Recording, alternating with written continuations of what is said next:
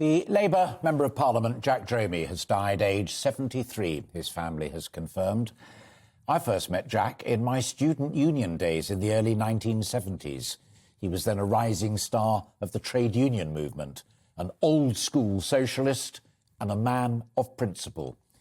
His girlfriend, Harriet Harman, also became an MP and rose above him in the ranks. His loyalty to her and to his party never wavered. A shadow minister who has held his seat of Birmingham Edgbaston since 2010 is understood to have died in his constituency home this morning. House of Commons Speaker Sir Lindsay Hoyle said MPs were all in disbelief that the life force that was Jack Dromey has died, calling it another sad day for the House and a bad start to the year. He leaves behind fellow Labour MP, of course, Harriet Harman, who said that she's going to retire at the end of this session, and his 3 children. Jack appeared on GBNews just before Christmas, speaking about his wife's legacy in politics.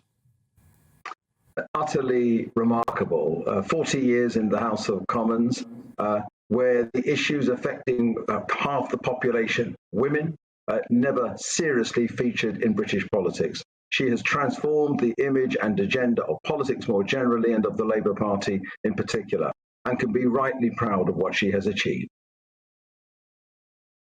And just yesterday, in a debate in the House of Commons in the Westminster Hall, he made reference to our debt to the people of Afghanistan, and that when we got people out, it was Britain at its finest. Jack Dromey, who has died. Well, joining me now is the former editor of Labour List, Peter Edwards. Peter, good of you to join us. In many respects, Jack was of another era. A trade unionist first and foremost, he rose to fame. Yes, that's right. And he had perhaps several political lives. He was Deputy General Secretary of TGWU. That ultimately became Unite, which we've all heard of. At one point, TGWU had nearly 1 million members in the UK, so it was really a huge force. He went on to become a Labour MP and a frontbencher under several leaders of the opposition, Ed Miliband, Corbyn and Keir Starmer.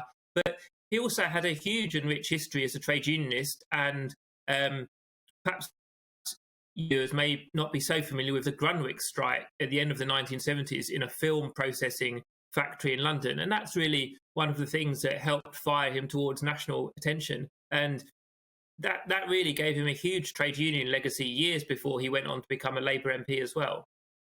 I hate to confess it because it gives my age away, but I do remember it very, very clearly.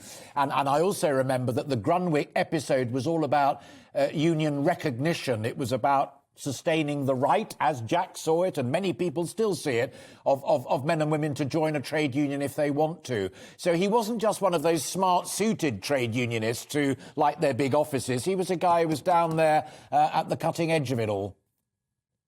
Yes, he was very visible at the Grunwick strike, and that went on for 2 years. It's perhaps hard to imagine that now, where the labour market's a bit different. It's hard to imagine a strike going on for 2 years through thick and thin and winter. And of course, the cause of that was a series of discriminatory measures around race, but also around employment rights for largely women from South Asia. And perhaps today, the idea of discriminating against someone in the workplace because of their gender or their race would be outrageous. But actually, we're talking 40 odd years ago, this was a huge battle, hugely controversial.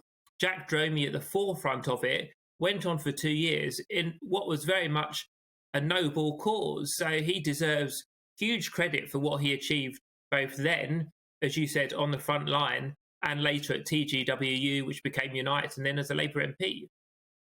Final point, and I say it because it matters, and I'm sure that he would want us to be open about it. He had tricky times as treasurers of the Labour Party with mysterious donations, and he claimed at the time that he didn't know what was going on in that area, and I believed him at the time, and I still do.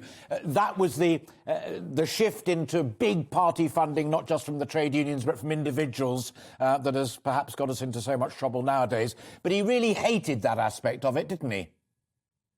Yes, that perhaps wasn't the background he came from. He was a credible and honest figure to me then, and he still is now. And on that particular issue of donations, he was very clear in saying those had been made to the Labour Party without his knowledge. So I think, yes, there was some media controversy around that, and he did give quite a full set of answers. And I think his legacy today is a very positive one of being a Birmingham MP for well over a decade, the Grunwick strike, and a proud trade unionist, but also, and obviously I know a few people in the Labour Party, actually is a decent, humane, honest, hard-working guy of integrity as well.